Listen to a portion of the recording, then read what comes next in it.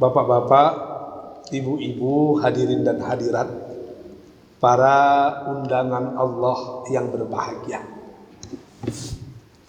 Kembali kita bersyukur kepada Allah sebab malam hari ini masih diberi nikmat hidup.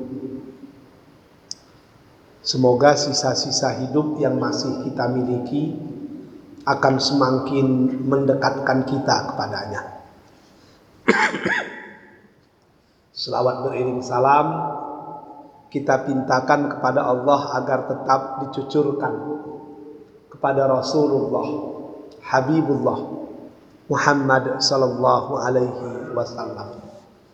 Sama-sama kita berikrar agar tetap menjadi umat dan pengikutnya yang senantiasa setia menghidup-hidupkan sunnahnya dalam hidup dan kehidupan kita insya Allah.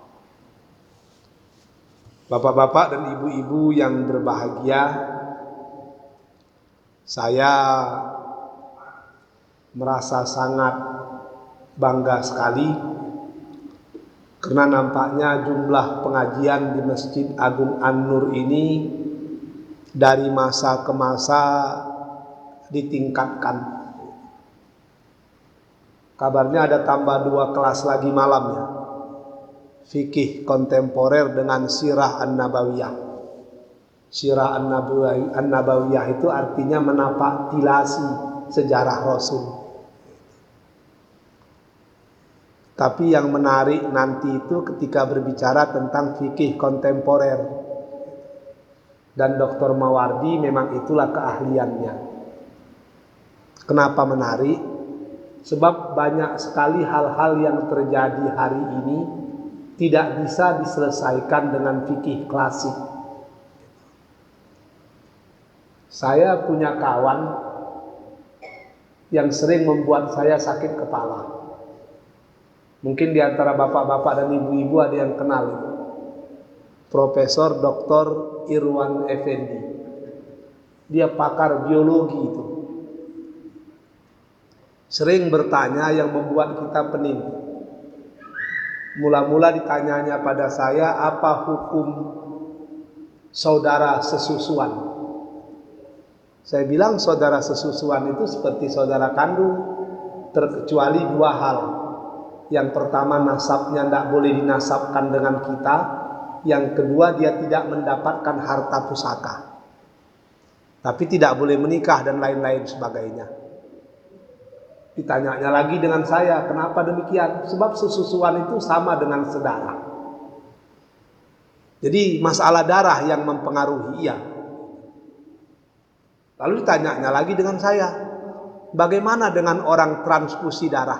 Apakah itu tidak bisa dikatakan dengan saudara-saudara? Oh, bingung juga saya menjawabnya. Kalau susu, kalau menurut Imam Syafi'i 3 kali isap sudah jadi saudara sesusu itu. 3 kali isap itu berapalah darahnya itu? Ini 1 kantong darah itu siapa orang kedokteran di sini? 250 cc itu kan? Siapa? Ada dokter di sini? Itu 250 cc. Kalau 3 kali mengisap susu ibu itu berapa cc lah darahnya? Oh, lama juga saya termenung itu. Sebab di fikih-fikih klasik tidak ada transfusi darah itu. Lalu tanyanya lagi dengan saya, bagaimana pula dengan organ transplantation, transplantasi organ, macam Dahlan Iskan sakit kanker hati, dibuang hatinya, diambil hati orang Cina yang beragama Buddha, kebetulan sama darah dengan dia, sikit aja diambil, diletakkan di hati itu. 11 jam operasinya di Singapura. Begitu dia sadar, berfungsi hati tadi. Dan dia membesar sampai ke ukuran yang normal. Hati itu pusat dari segala darah. Kalau susu haram, transfusi darah masih pertanyaan, bagaimana pula dengan transplantasi hati? Apa tidak berlaku hukum sedarah di situ? Itu dari segi fikih. Dari segi tauhid lebih bahaya lagi itu. Menurut ilmu tauhid, al-iman hahuna, Iman itu di hati, di dada itu. Kalau tukar hati macam itu, tukarlah iman kita. Dahlan Iskan orang Islam, yang ngasih hatinya itu orang Buddha.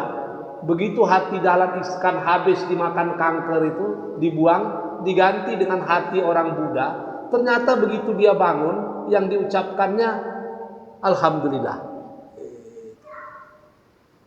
Kenapa hati orang Buddha tidak menjadikan Dahlan Iskan itu Buddha? Jadi pengertian al-iman hahuda atau pengertian ala annal fil jasad mudghah idza salahat salatil jasadil kullu idza fasadat fasadatil kullu ala wahyal qalb, itu perlu ada pemahaman yang baru. Dan itu bisa ditanya dengan Dr. Mawardi karena dia pakarnya. Jadi kajian-kajian fikih kontemporer itu penting agar hukum Islam itu tidak kaku. Akan muncul bermacam pendapat lagi, akan muncul berbagai macam peristiwa yang tidak pernah ada di fikih klasik. Terakhir kemarin Profesor Irwan Effendi nanya dengan saya. Dia kabarnya menikah lama baru punya anak, sehingga bikin bayi tabung di Inggris waktu dia kuliah di Inggris itu. Sekarang masih ada dua apa istilahnya kalau yang udah dikawinkan itu, jalot apa namanya itu? Jigot, ada 2 jigot lagi di Inggris katanya. Lalu dibilangnya saya kepingin punya anak, tapi istri saya udah umur 40 tahun lebih. Nggak mungkin lagi punya anak. Kalaupun mungkin, tapi tidak baik untuk kehamilan. Itu bisa menimbulkan banyak macam-macam itu. Boleh nggak saya ambil jigot itu, saya sewa perempuan yang mau menghamili buah yang sudah udah masak tinggal disemai dalam rahim itu. Saya bilang nggak boleh, zina itu.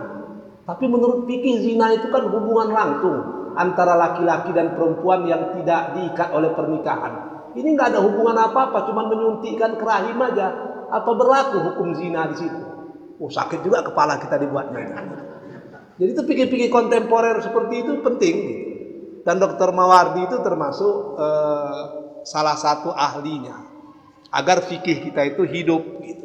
Dan kita tidak merasa ajaran Islam itu statik, beku, tapi senantiasa berkembang. Jadi mudah-mudahan dengan adanya kajian baru seperti itu ilmu kita bertambah. Biasanya kalau ilmu bertambah maka iman kita juga akan bertambah insya Allah. Bapak-bapak dan ibu-ibu para undangan Allah yang berbahagia, kita tinggalkan fikih sebab itu wilayah orang lain. Kita teruskan pengajian kita tentang penyakit hati. Penyakit hati yang ke-11. Seperti yang sudah kita bicarakan, kita sentuh pada minggu yang lalu. Penyakit hati yang ke-11 itu adalah al-kibru. Sombong, kesombongan. Yang sombong itu takabbur. Takabbara ya takabbaru takabburan. Sombong. Al-kibru kesombongan. Satu verb, satu lagi adjektif sifat. Tapi intinya sama. Apa itu sombong? Menurut Imam Al-Ghazali, kesombongan adalah satu sifat dalam jiwa yang tumbuh dari hawa nafsu. Sifat ini dimulai dari virus hati yang menganggap dirinya paling mulia dan terhormat, sedangkan orang lain dalam pandangannya adalah hina dan tercela. Maka sikap sombong ini hampir sama dengan sikap iblis yang tidak mau sujud kepada Adam ketika Allah memerintahkannya untuk sujud. Maka pada waktu itu iblis berkata, "Ana khairum minhu, khalaqtani min nar wa khalaqtahu min tin." Jadi makhluk yang pertama-tama sombong itu seperti yang sudah kita sentuh pada minggu yang lalu adalah iblis. Iblis itu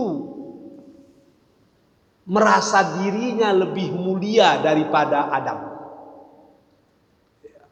Sehingga ketika Allah menyuruh dia sujud, sujud di sini bukan sujud ibadah, tapi sujud ikram, takrim, memuliakan, penghormatan.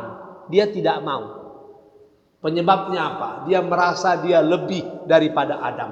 Ana khairum minhu. Aku lebih baik dari dia. Khalaqtani min nar. Kau ciptakan aku dari api. Wa khalaqtahu min tin. Sementara kau ciptakan dia dari tanah. Api lebih mulia daripada tanah.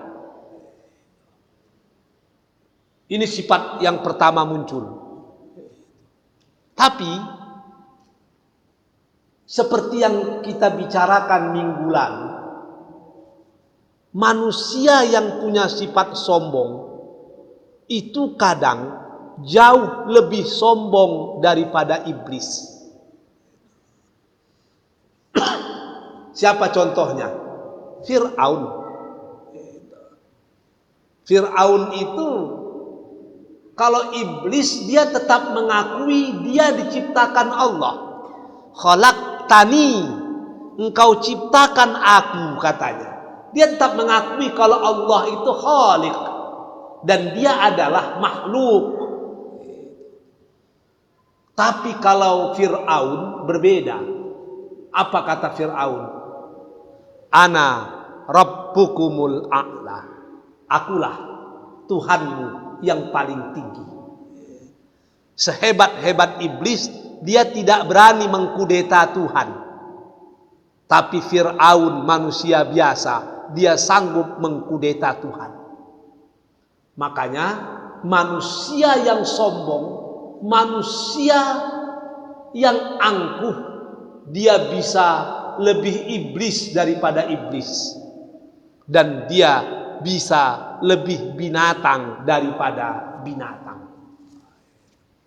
Oleh sebab itu, wajar kalau banyak sekali ayat-ayat Al-Quran yang mencela sifat sombong ini. Wala tamshi fil ardi maraha. Innallaha la yuhibbu kulla mukhtalin fakhur. Jangan berjalan di muka bumi ini dalam keadaan sombong. Sebab Allah tidak suka kepada orang yang sombong. Banyak sekali ayat-ayat yang mencela perbuatan sombong ini. Di antaranya Allah berkata dalam surah Ghafir, Innal ladzina yastakbiruna an ibadati sayadkhuluna jahannam dakhirin. Dalam ayat dikatakan orang yang sombong itu akan masuk ke dalam neraka itu sangat cepat. Bahkan ada yang menyatakan orang sombong itu masuk ke dalam neraka tanpa dihisap. Macam mana itu?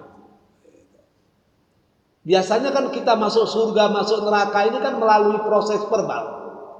Ini tanpa dihisap, tanpa dihitung, sudah langsung masuk neraka. Macam mana itu? Ini yang dikatakan Rasul sallallahu alaihi wasallam, la yadkhulul jannah man kana fi qalbihi mislu habbatin min khardalin min kibr. Tidak akan masuk ke dalam surga orang yang ada dalam hatinya itu seperti debu sifat sombong. Jadi kalau seperti debu saja tidak bisa masuk surga, kalau tersimpan sifat sombong dalam hati kita, macam mana itu? Ini menyatakan hati-hati kita dengan sifat sombong. Begitu sifat itu ada, maka tidak akan pernah ada lagi surga di dalam cerita atau riwayat kehidupan kita. Dalam hadis yang lain yang diriwayatkan oleh Muslim, Rasul menyatakan, Al-kibriya ridai wal azamatu izari. Faman naza'ani wahidam minhuma azabtuhu fi jahannam wala abali. Wah, itu kan ngeri itu. Kata Rasul, sombong itu adalah selendangku, sementara keagungan itu adalah pakaianku. Siapa yang mengambil dariku salah satu dari kedua hal tadi, apa kata Rasul? Yang ini merupakan perkataan Allah, azabtuhu fi jahannam wala abali. Aku akan mengazabnya di dalam neraka jahannam. Jadi sifat keagungan itu baju Tuhan. Sifat sombong itu adalah selendang atau serban Tuhan.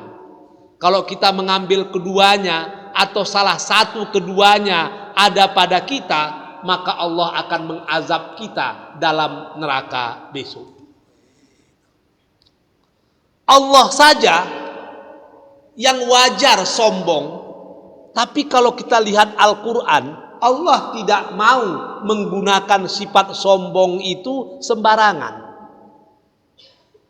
Coba kita lihat, ketika Allah akan menciptakan manusia, Allah tetap memberitahu dan meminta pendapat para malaikat. Apa kata Allah kepada malaikat itu? Aku ingin menciptakan, inni ja'ilum fil ardi khalifah. Aku ingin menciptakan di bumi ini seorang khalifah. Bagaimana pendapat kamu semua? Apa kata malaikat pada waktu itu? Ataj'alu fiha ma yufsidu fiha wa yasfikud dima. Kau akan ciptakan manusia di bumi, padahal mereka nanti akan membuat kerusakan dan menumpahkan darah. Kalau Allah mau sombong, apa hubungannya dengan malaikat? Kalau dibuatnya aja kenapa? Tapi ternyata Allah yang maha agung itu tidak menggunakan sifat kesombongannya, padahal dia layak sombong. Lalu kalau manusia sombong, itu kan sudah lebih dari Tuhan. Maka wajar kalau hadis Nabi menyatakan bahwa sesungguhnya orang yang sombong itu mereka akan diazab di dalam api neraka. Bapak-bapak dan ibu-ibu, para undangan Allah yang berbahagia, seperti yang dikatakan oleh Imam Al-Ghazali tadi, sombong itu pada dasarnya muncul dari sifat iri.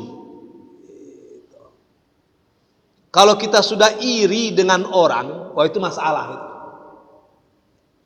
Kita pasti menginginkan orang yang kita irikan itu harus di bawah kita. Kalau sudah kita menginginkan orang di bawah kita, itu yang disebut dengan ujub. Kita bangga dan orang lain harus di bawah kita. Kalau ada orang yang mau ke atas sama dengan kita, muncul sifat berikutnya yang disebut dengan dengki. Nah, ini yang disebut dalam bahasa Arab disebut dengan hasad. SMS. Hasad itu SMS. Suka melihat orang susah, susah melihat orang senang. Orang naik pangkat dia yang gemetar itu. Orang yang kaya dia yang demam. Tapi kalau ada orang menderita, dia pula membuat doa itu. Jadi dia mulai dari iri. Tidak ingin ada orang yang selevel dengan dia karena dia menganggap dia lebih dari orang, ujub. Maka dia benci kalau ada orang yang lebih dari dia. Ini yang disebut dengan hasad. Muncul lagi, dia menganggap dirinya lebih hebat dari orang, dan orang lain pasti lebih hina dari dia. Inilah yang sampai kepada level berikutnya yang kita sebut dengan al-kibru atau sombong. Kalau udah sampai pada level seperti ini, masalah. Bagi orang sombong, tidak ada manusia yang sempurna terkecuali dia. Kalau udah sampai kepada peringkat ini, orang itu akan menjadi diktator. Dia tidak ingin ada orang yang selevel dengan dia. Oleh sebab itu, semua benih-benih yang akan menjatuhkan kedudukannya itu dibasmi habis dari awal. Ini yang terjadi pada cerita Fir'aun. Ketika dia sudah menganggap dirinya raja di raja, lalu dia bermimpi. Dan tukang sihirnya menyatakan, mimpi itu menyatakan bahwa nanti ada orang Bani Israel yang akan menjatuhkan kedudukannya. Apa yang dilakukannya? Semua orang Bani Israel yang punya anak laki-laki harus dibunuh. Dibunuh semua itu. Yang selamat cuman Nabi Musa. Itu pun cara menyelamatkannya aneh-aneh itu. Pernah diletakkan di tempat masa air, ujung-ujungnya dihanyutkan ke sungai Nil. Tapi diselamatkan oleh Allah. Istri Fir'aun Aisyah yang menjumpainya. Mau dibunuh dilarang, mau dibunuh dilarang. Akhirnya Nabi Musa besar di kerajaan Fir'aun. Dan Musa itulah yang nanti akan menjatuhkan Fir'aun. Jadi orang yang punya sifat sombong itu pasti akan bersifat diktator. Tidak mau dinasehati itu. Karena baginya kalau ada orang menasehati dia itu sama dengan mengejek. Padahal dia sudah sempurna. Itu yang paling masalah. Kita teruskan. Bagaimana caranya agar kita bisa terhindar dari sifat sombong tadi? Setiap kita ini punya bibit ini. Tidak ada orang yang bisa terbebas dari sifat sombong itu. Semua kita punya bibit itu. Saya punya bibit, ibu-ibu punya bibit, bapak-bapak punya bibit itu. Perbedaannya ada orang yang dipeliharanya bibit itu.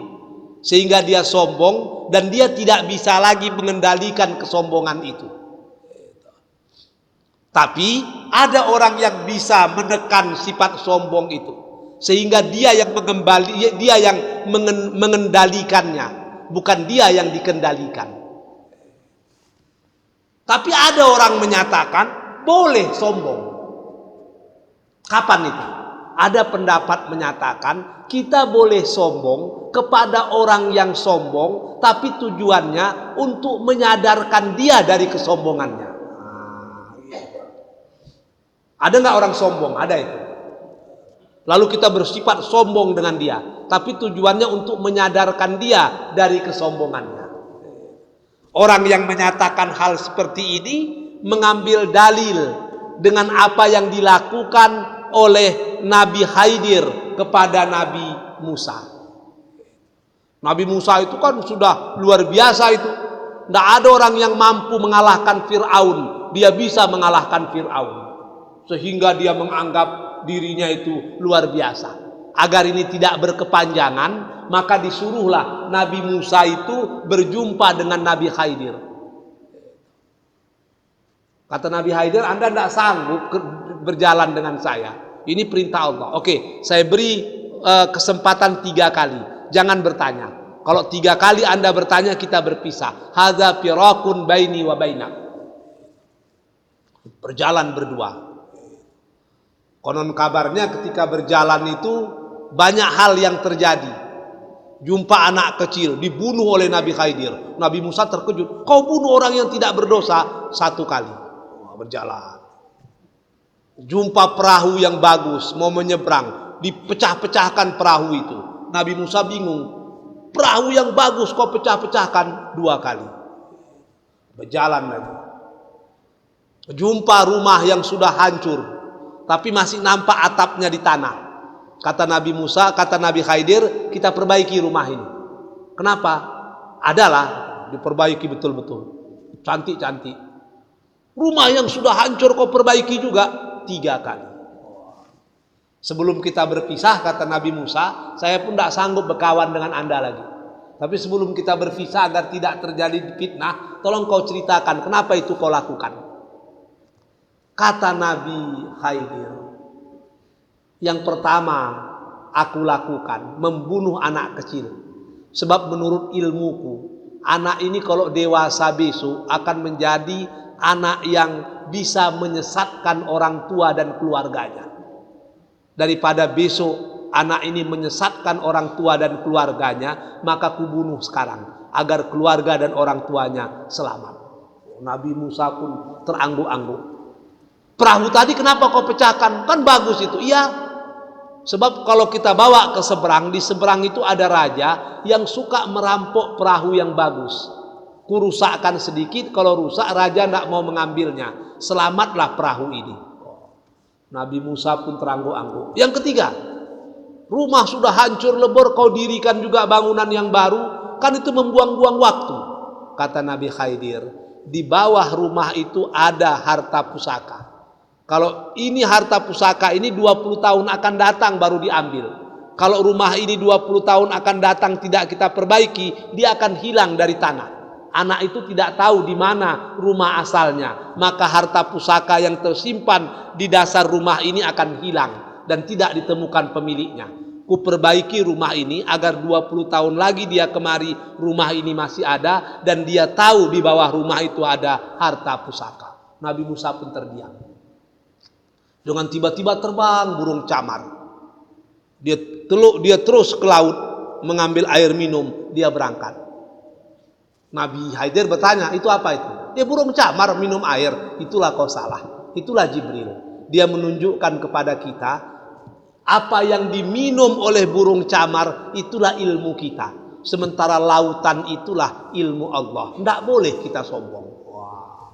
Nabi Musa pun beristighfar. Ternyata kehebatannya menaklukkan Fir'aun tidak ada arti apa-apanya dibandingkan dengan ilmu Nabi Khidir. Jadi memang tidak bisa kita bersifat sombong. Tapi kalau ada orang yang sekarang tahu sesuatu yang terjadi pada masa akan datang, sementara dia bukan nabi, itu bohong itu. Takok-takok uwo namanya itu, tidak bisa dipakai itu. Sebab dia bukan nabi. Yang punya keilmuan seperti itu hanya nabi dan rasul. Maka kita harus mendudukkan secara pasti apa perbedaan antara mukjizat, antara karamah dan sihir. Apa yang terjadi pada diri Nabi dan Rasul itu mukjizat. Apa itu mukjizat? Ajaza, lemah. Mukjizat artinya alat untuk melemahkan. Nabi Musa bisa menaklukkan tukang sihir Fir'aun, itu mukjizat. Nabi Isa bisa menghidupkan orang mati, mukjizat. Nabi Daud suaranya bagus sehingga kalau dia membaca kitab Zabur, konon kabarnya daun kayu yang jatuh itu, yang lepas dari dahannya tidak jatuh ke tanah, meliuk-liuk gitu, mengikuti irama Nabi Daud menyanyikan, membacakan Zabur itu. Selesai dibacanya, barulah daun tadi jatuh ke tanah. Penyanyi kita tidak ada yang bisa seperti itu. Yang jatuh itu jatuh juga lah. Begitu Nabi Khidir hebatnya itu. Semua ada kelebihan. Tujuannya apa?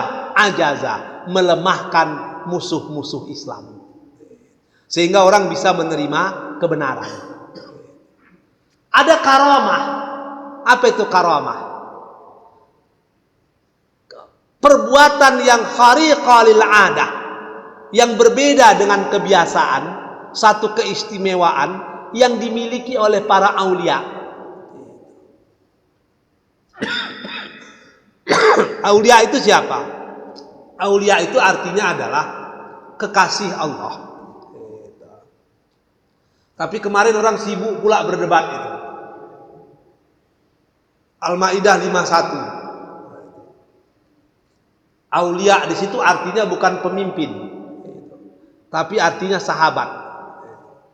Ya ayyuhallazina amanu la tattakhidul Yahud wan Nasara aulia ba'dhum aulia ba'd. Jadi aulia di situ bukan pemimpin katanya, tapi aulia di situ adalah sahabat. Jadi yang tidak boleh mengambil orang kafir menjadi sahabat. Kalau menjadi pemimpin boleh. Itu kan aneh. Menjadi sahabat aja tidak boleh, apalagi menjadi pemimpin, kan gitu. Kalau dibilang menjadi pemimpin, boleh nggak mengambil orang kafir menjadi sahabat? Boleh. Tapi kalau dilarang menjadi sahabat, apalagi menjadi pemimpin. Sebab pemimpin itu lebih spesifik daripada sahabat. Kalau jiran kita orang kafir kita jadikan sahabat boleh, tapi menjadikannya pemimpin tak boleh. Tapi kalau menjadi sahabat aja tidak boleh, apalagi pemimpin. Jadi kalau diartikan oleh Departemen Agama, yang tidak boleh itu mengangkat orang kafir menjadi sahabat, artinya jangankan menjadi pemimpin, menjadi tim sukses pun haram hukumnya itu. Jadi kata keinginannya untuk membuat lebih liberal, tapi justru akan menjadi lebih rigid jadinya kalimat itu. Tapi itu kita tinggalkanlah, udah di polisi masalahnya kan. Jadi waliullah itu artinya sahabat Allah. Siapa orang yang bisa menjadi waliullah? Siapa saja bisa. Tapi harus betul-betul taqarrub ilallah zulfa. Orang itu betul-betul harus mendekatkan diri kepada Allah sedekat-dekatnya. Dijauhinya larangan, dilaksanakan semua perintah. Dan itu bisa menjadi aulia, bisa menjadi waliullah. Orang-orang seperti ini kadang-kadang Allah berikan kepadanya sesuatu yang khariqalil ada, yang aneh-aneh. Saya dengar cerita itu, guru-guru kami di Tawalib cerita tentang ulama besar di Minangkabau, Abdul Hamid Hakim Angkumudu. Tahun 58 itu terjadi pemberontakan PRRI. Dia termasuk orang yang menyatakan berperang melawan tentara pusat itu jihad. Akhirnya dia mau ditangkap. Ketika dia sholat di Sumpu di kampungnya itu, orang nampak dia baca khutbah, orang nampak dia sholat. Tentara dari pusat itu mengelilingi masjid, mau menangkap dia. Sampai habis jemaah keluar dari masjid, yang dia tidak nampak di mata para tentara itu. Di mata masyarakat dia nampak kalau dia keluar dari pintu masjid. Itu yang disebut dengan karamah. Kadang-kadang dia mau naik mobil, tidak jadi naik mobil yang belakang. Setengah jam kemudian, ketika dia sampai di satu tempat, dilihatnya mobil yang mau ditumpanginya tidak jadi tadi masuk ke dalam jurang. Semua penumpang meninggal dunia. Dia tidak jadi naik. Itu yang disebut dengan karamah. Tapi dengan syarat itu ada pada orang-orang yang soleh. Kalau ada pada orang-orang yang toleh, yang tidak taat, orang-orang yang justru cenderung berbuat maksiat, apa namanya itu? Ini yang disebut dengan sihir. Sihir itu bisa dipelajari. Kalau karamah tidak bisa dipelajari, itu anugerah. Mukjizat tidak bisa dipelajari, sebab itu hak prerogatif daripada Nabi dan Rasul. Tapi kalau sihir itu bisa dipelajari, bisa dengan mind power memperdalam ilmu pemikiran kita sehingga kita bisa mempengaruhi pemikiran orang yang disebut dengan hipnotis dan lain sebagainya. Bisa juga melalui bantuan-bantuan jin dan sejenisnya. Di zaman Bani Israel dulu ada istilah cerita tentang Harut wa Marut. Malaikat yang mau menjadi manusia ingin berdakwah, tapi pada akhirnya dia gagal. Konon kabarnya dialah yang mengajarkan manusia sihir, tapi sesungguhnya bukan. Iblis dan setanlah yang mengajarkan manusia sihir. Di antaranya dalam Al-Quran dikatakan ma yufarriqu bainal mar'i wa zawji. Sihirnya itu dapat memisahkan suami dari istrinya, istri dari suaminya. Bisa itu. Itu sihir itu. Lalu kalau ada orang yang bisa menggandakan duit, dia bukan ustadz, dia bukan nabi, dan dia manusia biasa, itu mukjizat, karamah atau sihir itu? Ya sihir. Kadang-kadang bukan sihir, itu namanya penipuan modern. Tapi lucunya orang-orang hebat pula yang percaya. Kalau bisa lah orang menggandakan duit, maka besok akan didirikan fakultas ekonomi, jurusan menggandakan duit itu. Itu pasti peminatnya banyak itu. Bahaya itu. Kalau itu terjadi, hancur Indonesia ini. Sebab yang bisa menggandakan duit itu cuma BI. Kenapa? BI itu mencetak duit berdasarkan hitung-hitung matematika yang sangat hebat. Berapa yang diperlukan duit? Kalau terlampau sedikit masalah, terlampau banyak inflasi. Jadi kalau demikian sekian duit yang bisa dicetak setahun. Lalu kalau setiap orang bisa mencetak duit sendiri, apa yang terjadi? Duit tidak terkontrol lagi, inflasi besar-besaran. Pak Faisal kepingin merenovasi Masjid An-Nur karena sumbangan dari jemaah sedikit, dia pun masuk fakultas menggandakan duit. Diambil duit 1 koper digandakan menjadi 1 tronton. Kalau itu kan luar biasa itu, selesai masjid kita ini. Tapi duitnya macam mana itu kan susah. Itu kan tidak rasional. Tapi sekarang manusia ternyata makin modern, makin tidak percaya kepada yang rasional. Makin tidak percaya kepada yang rasional, makin suka kepada yang klinik-klinik macam itu. Kita kembali kepada pokok permasalahan.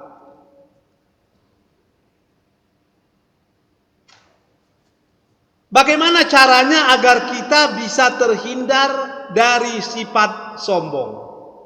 Yang pertama, ma'rifatun anna fadilah innama huwa bi muqaratus niyah as-salihah wal amal bi nasrawi lillahi ta'ala.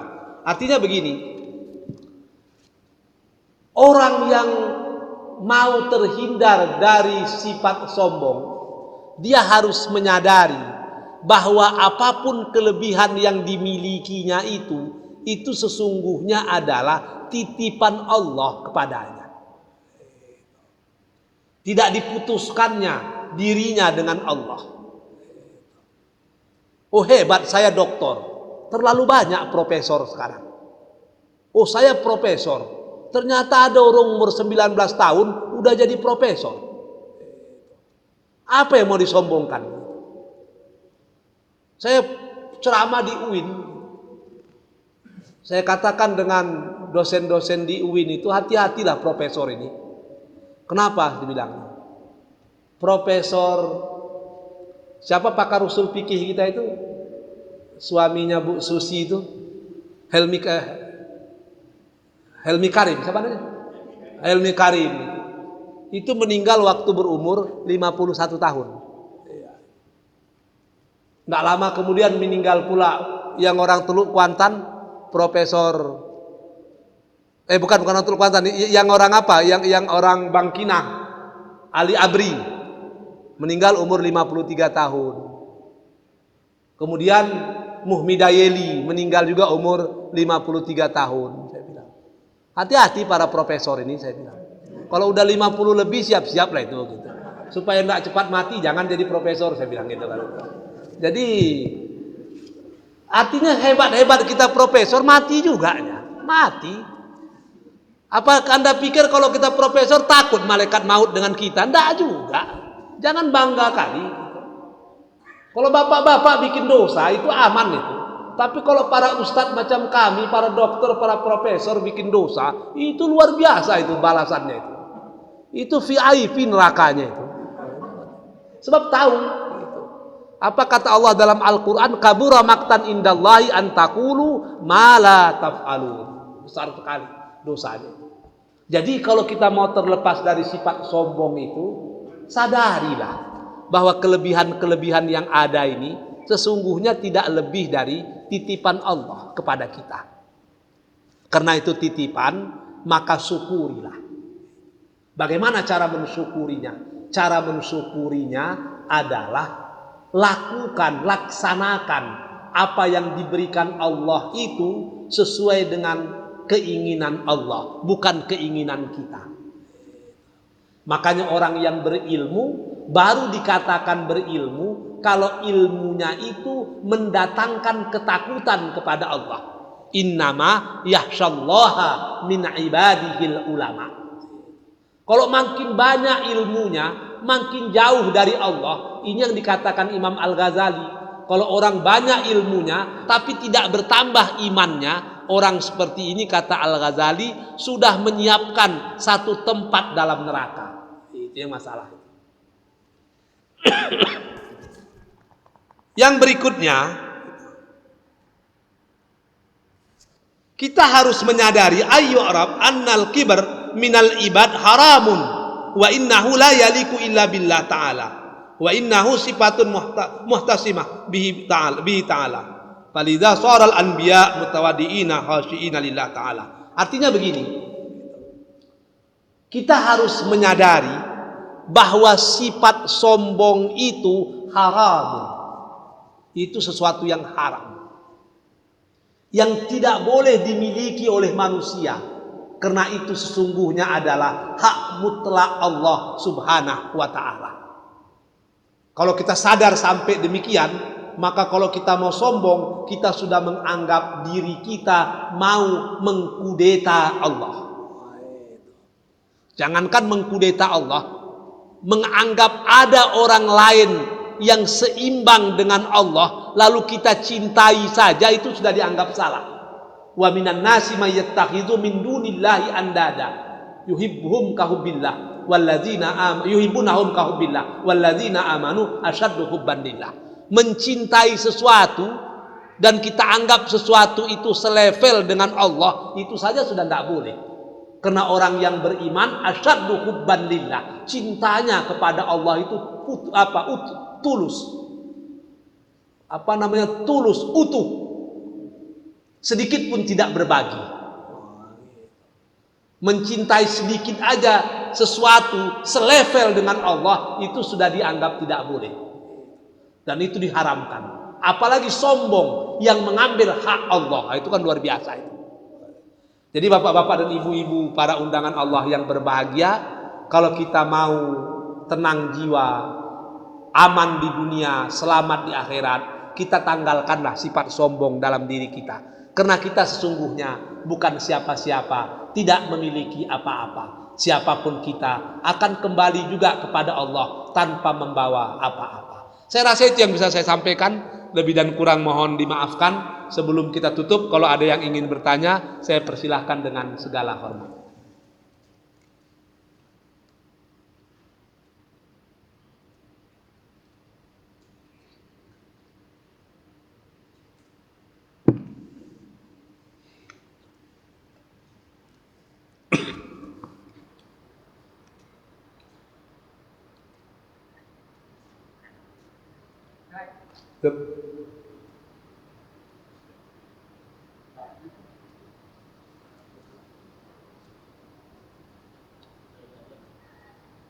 Sekarang orang komunitas namanya itu apa?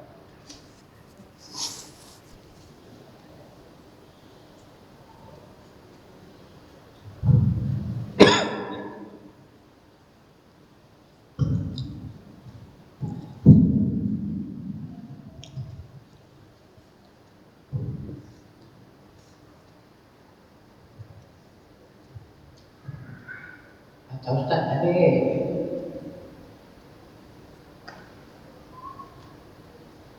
sombong itu pakaian Allah.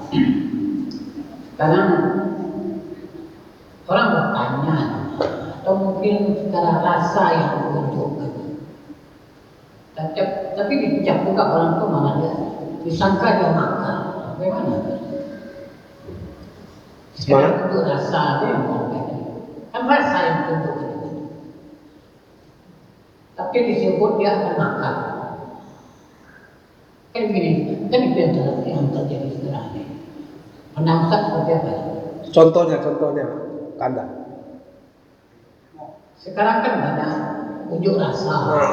Orang tanggal 2 Desember nanti besar-besaran.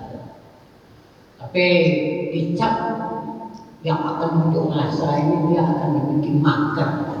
Nah, ini udah terjadi. Pandang Ustaz seperti apa ini? Dia begini,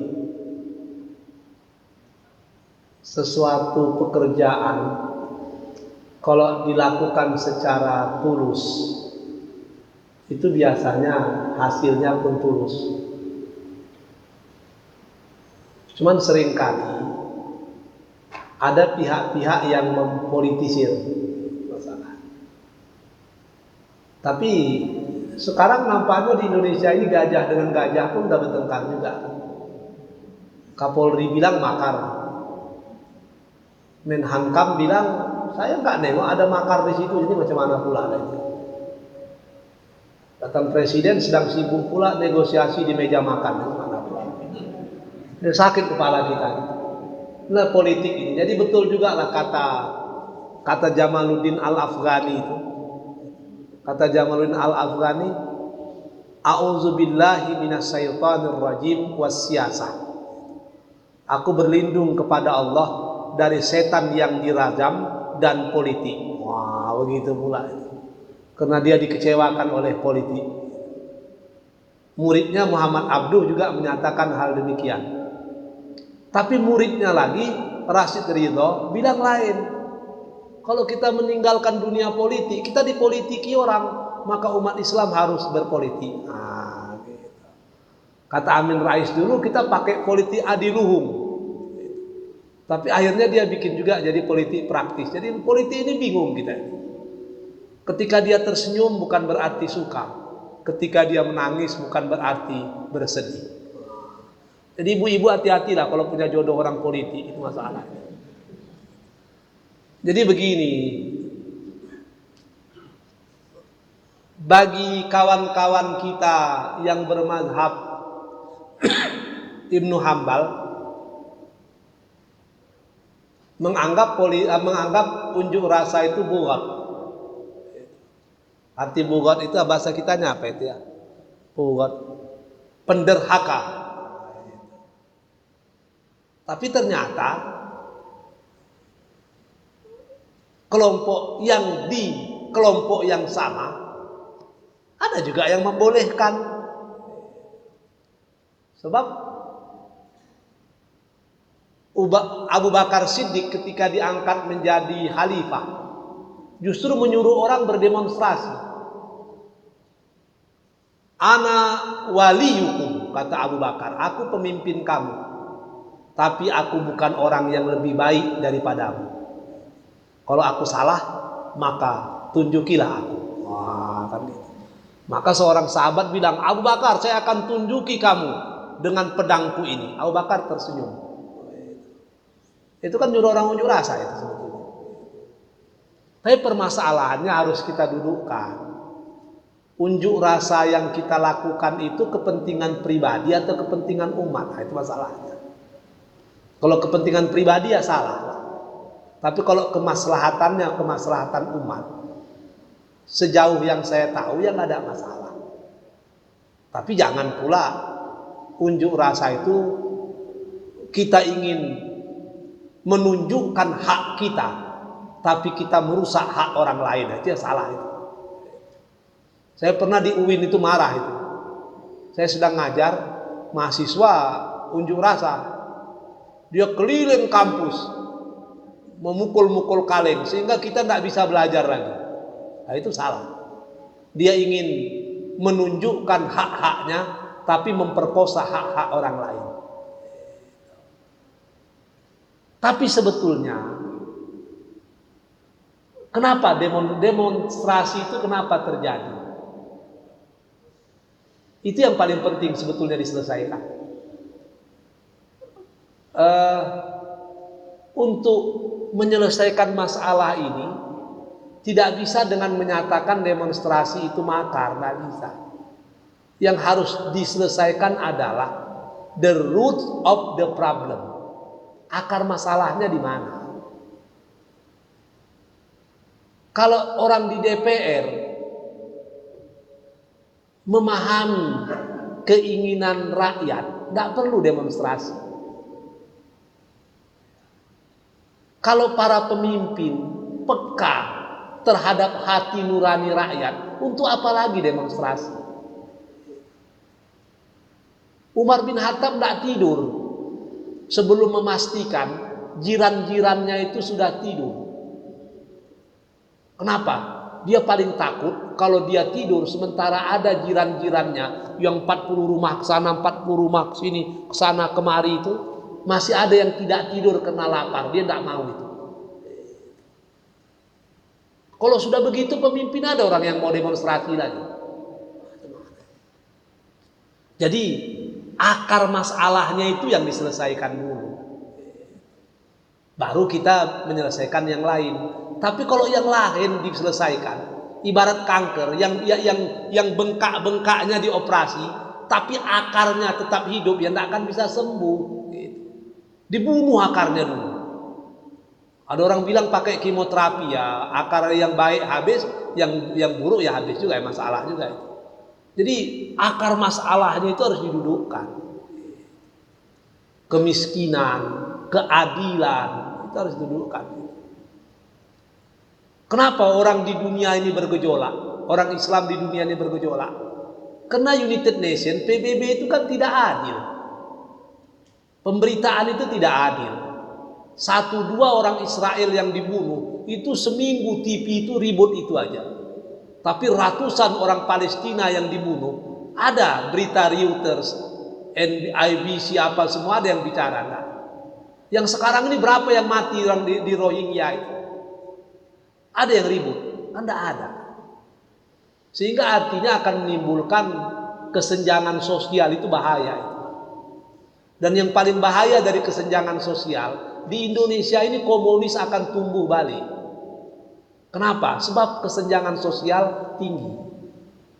Virus-virus komunis, ateis itu cepat berkembang di wilayah-wilayah seperti ini. Kenapa di barat tidak laku lagi?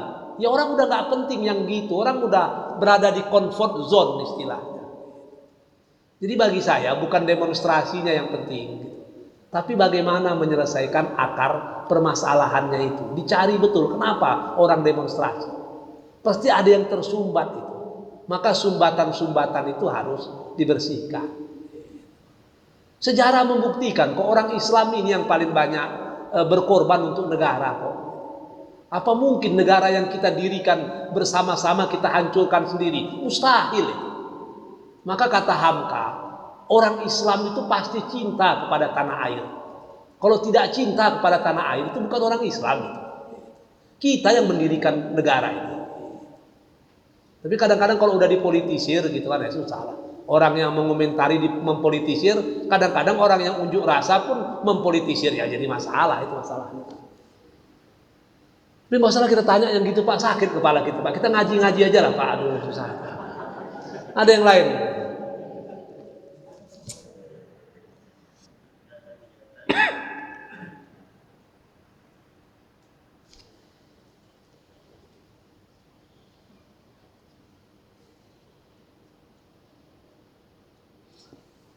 So far any questions?